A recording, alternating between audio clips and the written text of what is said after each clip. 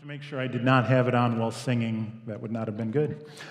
So thank you, Pastor Matt, for the opportunity to talk about Scripture this morning and God's Word. I don't have a joke. Sorry, that's his thing, and that makes him special. So rather, what I have this morning is a message of looking at the book of Daniel as a whole. Now, of course, to do that means I have to make it really compact. I had to edit a lot to make it just one message. And actually, in working through this, I figured it could be a series of messages. So if ever you want someone to do a series, I'm your guy. But we're actually going to talk politics. And I know it's a little risky to say that at the start. Some of you probably already have in mind, just because I said that, oh no, is this going to be offensive? Oh, am I going to get angry? But let me tell you, I hope that by the end of the message, you'll see how we talk politics. And it's actually not about taking one side or the other. So I want to look at the book of Daniel as a whole. And as Pastor Matt said, we've been doing this in our men's ministry for the Bridge Builders Breakfast. And I hope you don't mind a shameless plug, but our Bridge Builders Breakfasts are the first Saturday of every month here in the cafe at 8 a.m. So join us. All right. So the book of Daniel is a prophetic book. Half of it, chapters 7 through 12, are prophecies. But also we get a historical narrative with it, which means we get a story with it. And I'm going to talk about the story part, because the story part is what we can relate to. The prophecies can be difficult. But when it comes to stories, we like to communicate in stories. We are inspired by stories. We even think of our own lives as stories. Even if we don't have a very dramatic life, we still tend to think of our lives as stories. From a biblical perspective, we even see humanity as having a story. There's a beginning, a middle, and an end. That's a Christian perspective. Not everyone shares that. So I want to talk about a political perspective of the book of Daniel, and we'll look at the history of Daniel. But as I said, I'm hoping that I can present this in a way that you'll find interesting and even more relevant to your own lives today. In studying Daniel, I realized the book has a theme throughout the book, throughout the work. It's expressed in a couple of key verses in chapter 4. Daniel 4:3b says, "His kingdom will last forever, his rule through all generations." Then this is reiterated in Daniel 4:34, where it reads, "His rule is everlasting, and his kingdom is eternal." Keep this in mind when you read the book of Daniel for yourselves from beginning to end, and you will see a theme there. It's like a refrain in a song. We come back to it like a chorus. God's rule is everlasting, and his kingdom is eternal. This is important for Daniel because Daniel sees in his lifetime in a foreign land kingdoms rise and fall, come and go. In preparing this lesson, I had to edit quite a bit. Unfortunately, we can't look at all of Daniel's lifetime because there's so much in it. It's a very dense book, and I encourage you to read it, to investigate it. I learned by studying this to teach it at the Bridge Builders Breakfast. I went more in depth. And that's actually one thing I want to encourage for you. If you want to study the Word more in depth, just volunteer to teach it, because that will challenge you to go more in depth. So, yesterday, Joshua Lefevre just finished up chapter 6 of Daniel. I was happy to have Josh and also Nick and myself. We had rotated in teaching this book, and it worked very well that way. What we start with next month, I don't know yet. But why take a political perspective, right? I mean, politics is one of those things you're not supposed to talk about, right? Because it may offend people. But it's kind of unavoidable, really. Daniel's story is a political story. Now, Daniel does not seek to play politics, nor does he seek to play a role in it, but he cannot avoid it.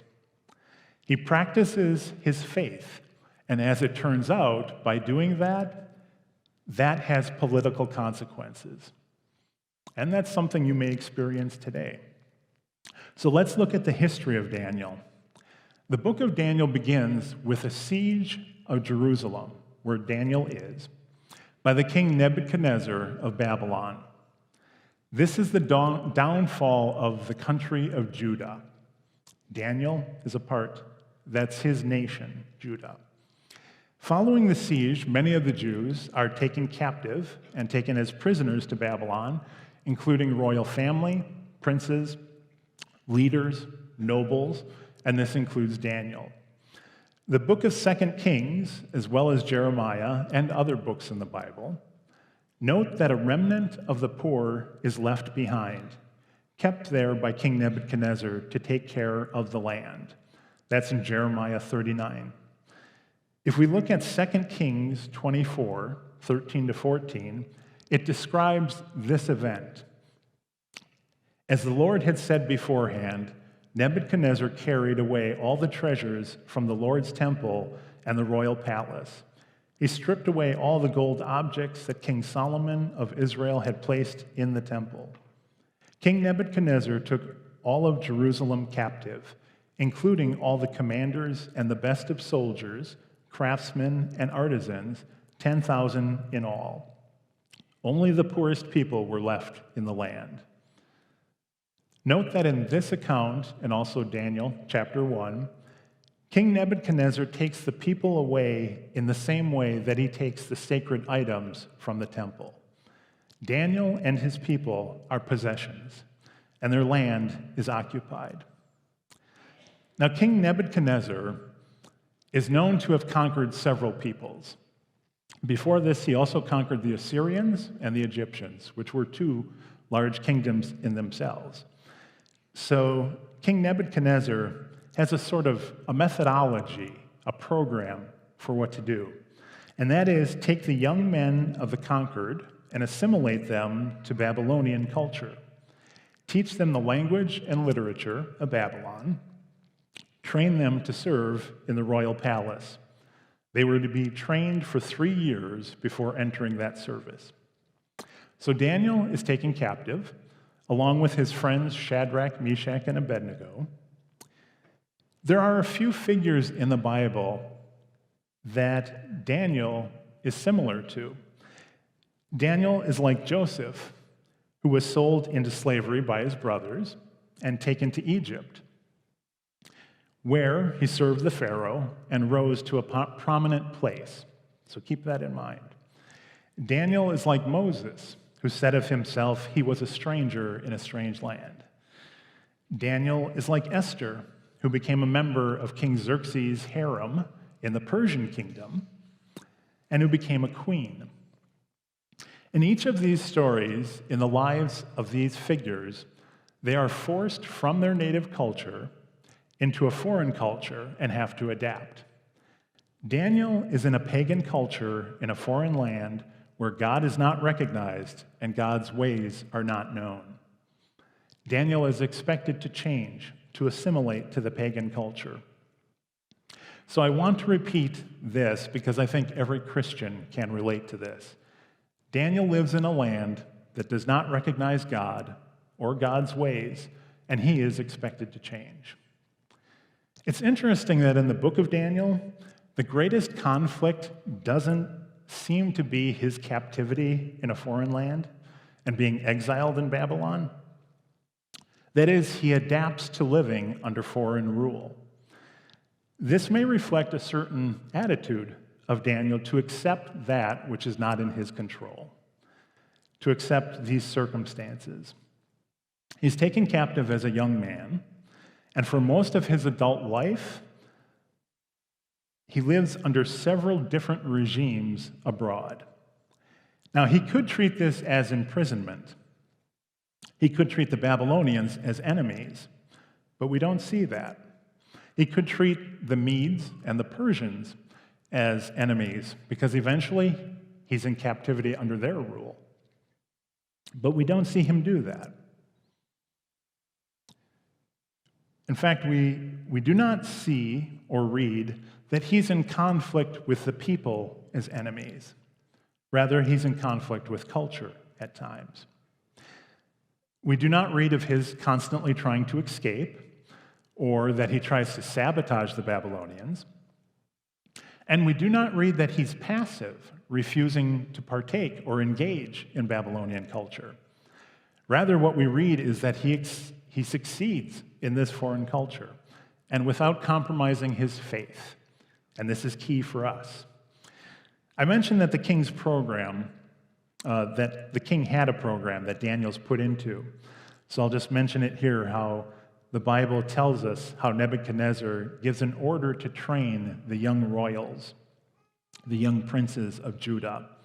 Daniel 1:4 says, "Make sure they are well versed in every branch of learning and gifted with knowledge and good judgment, and are suited to serve in the royal palace. Train these young men in the language and literature of Babylon."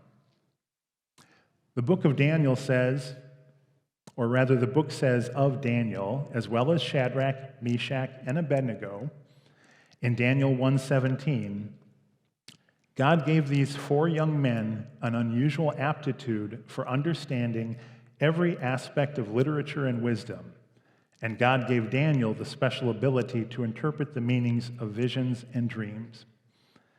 God equips Daniel and his friends to succeed in this foreign culture, to excel. God gives them a keen ability to learn that culture, and their learning even leads to a good reputation, a reputation for wisdom. Daniel 1:20 says, "Whenever the king consulted them in any matter requiring wisdom and balanced judgment, he found them 10 times more capable than any of the magicians and enchanters in his entire kingdom." God gives Daniel the gift of interpretations of dreams and visions. Then he also gives Daniel the opportunity to use those gifts. When the king requires an interpretation of his dreams, Daniel's able to give this, whereas no one else could, not even those native to the culture. It should not surprise us, the story of Daniel's success. God gives word to the Judeans to do just as Daniel has done. So remember, the Judeans have been taken captive by another nation. They are in exile. Jeremiah is bold in telling the people what God has said. Jeremiah 27:6 says, "Now I will give your countries to King Nebuchadnezzar of Babylon, who is my servant. I have put everything, even the wild animals, under his control." So mind you, God says of this foreign king that that king is his servant also. Jeremiah is actually one of that poor remnant that stays in Jerusalem. God tells him to write to the exiles in Babylon, and I think this is a very important passage for us to consider. As Christians, say, in a secular society.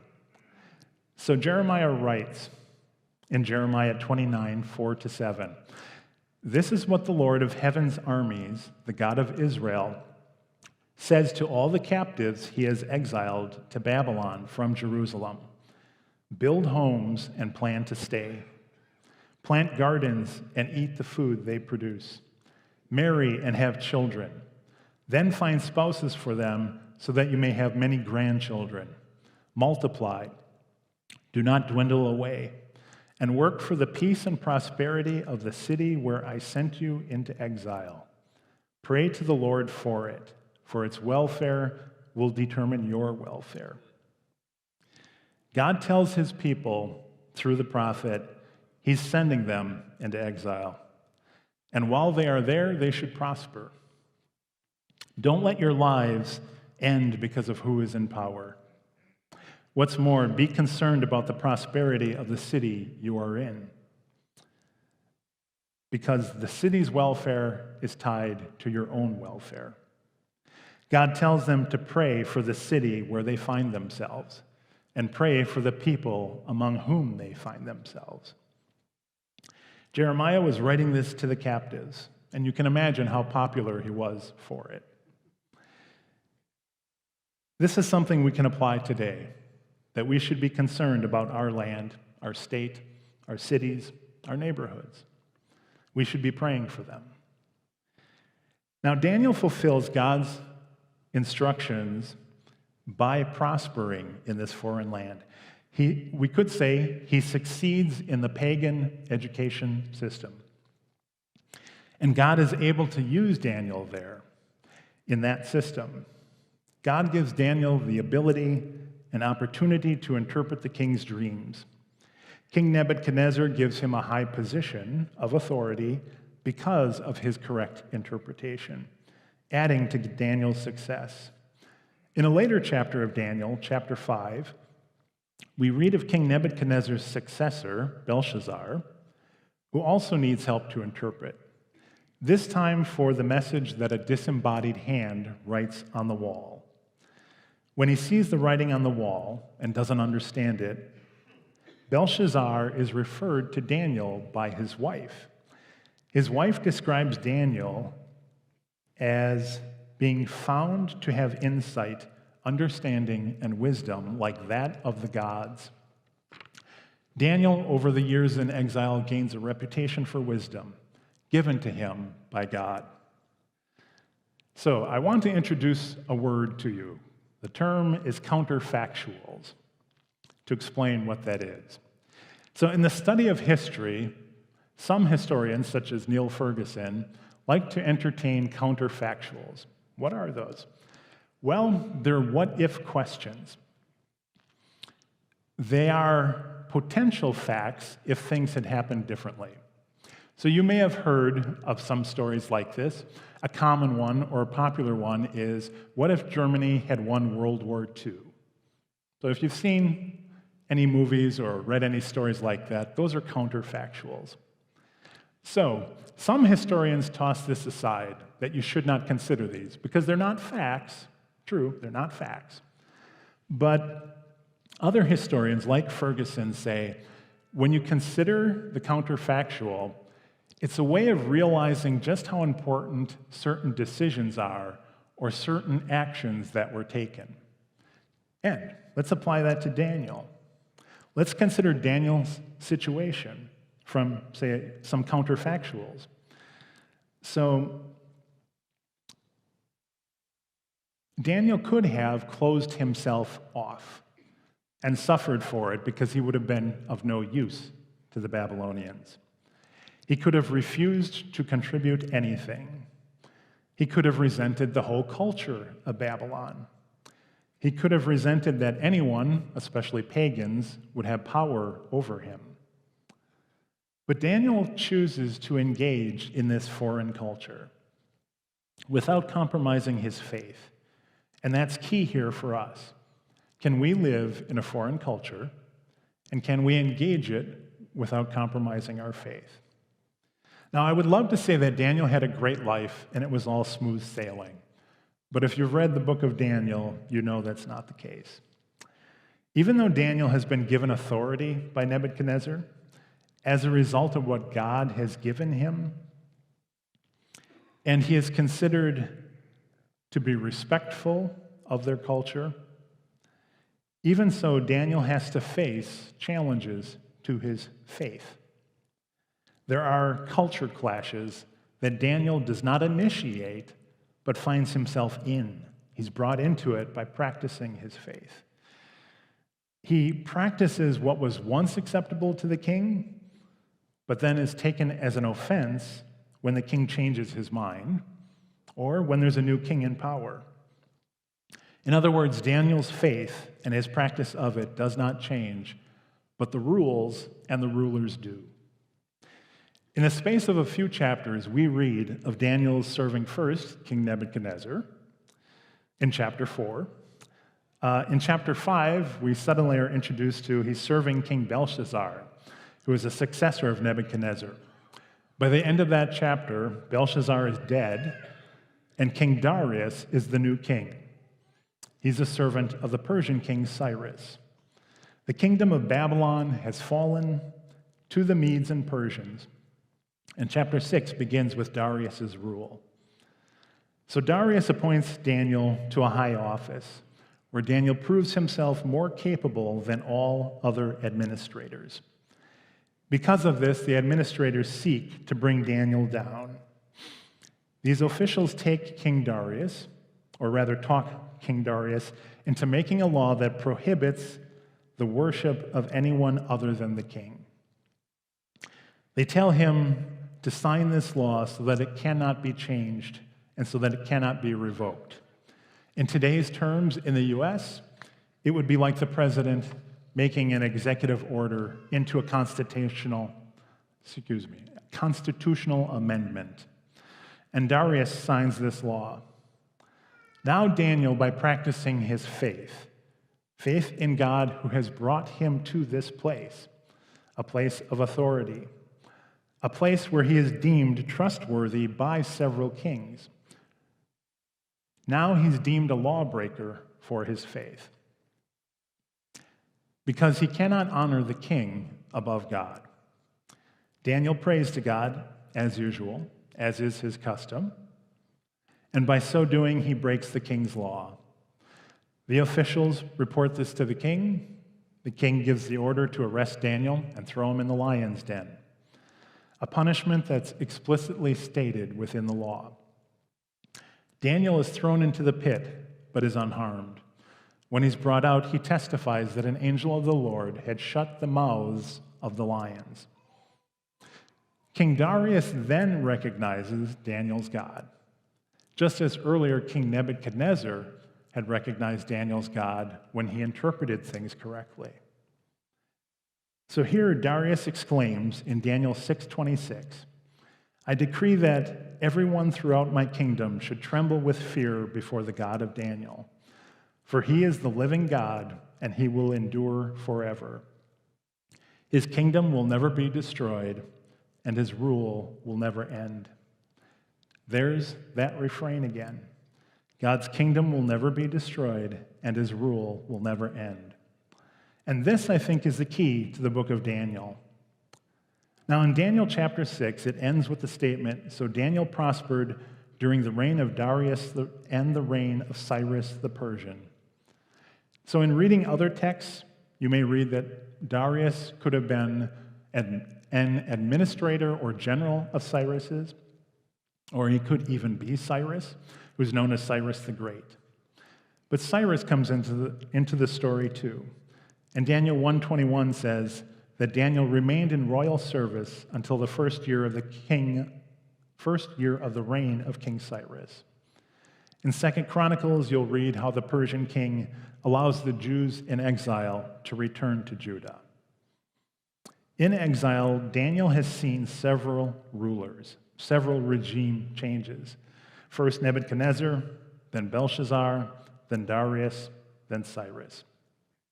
All of these were powerful rulers in powerful kingdoms. So I've recounted a portion of the book of Daniel, and I realize I've given you a lot. It was risky to give you all this information. How do we apply it? What can we take from it? But one thing I see in reading this is that in reading the Bible, it can be easy to overlook the passage of time, because you can read of one event in one paragraph, and in the next paragraph read of an event that happened years later. So it can be difficult to see, to realize just how much time is passing. If you turn a page in the book of Daniel, there's a new king and a new kingdom. If you read from other books in the Bible on the same events told of in the book of Daniel, you'll see that decades can be wrapped up into one paragraph or a few sentences. So I want to read from one of the other books of what happened to Daniel. 2 Chronicles 36, 17 to 21 tells us of the same event that began the book of Daniel and encapsulates all of the exile in one sentence. It reads, "So the Lord brought the king of Babylon against them, The Babylonians killed Judah's young men, even chasing after them into the temple. They had no pity on the people, killing both young men and young women, the old and infirm. God handed all of them over to Nebuchadnezzar.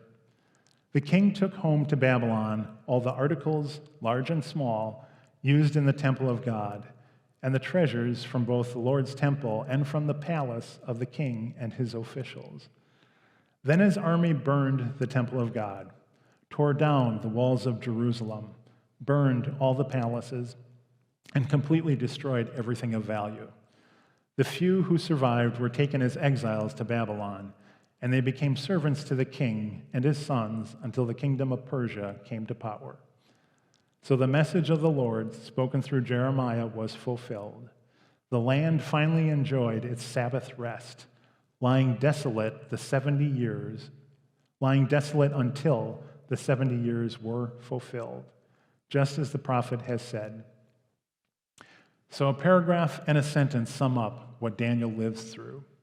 If Daniel had kept a journal, he would have decades of entries, decades of days spent in a foreign land under foreign rule, serving those rulers.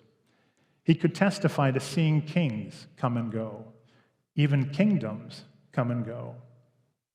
When you read the rest of the book of Daniel, you'll read of his visions and prophecies, as God showed him the future too. Daniel is given something of the perspective of God, seeing time in such a way. And perhaps this is even the appeal of reading history books, because we're able to look at years, centuries, even millennia in the space of a book. Perhaps we are seeing just a little of God's perspective. Peter writes in 2 Peter 3:8, "But do not overlook this one fact, beloved, that with the Lord 1 day is as 1,000 years, and 1,000 years as 1 day."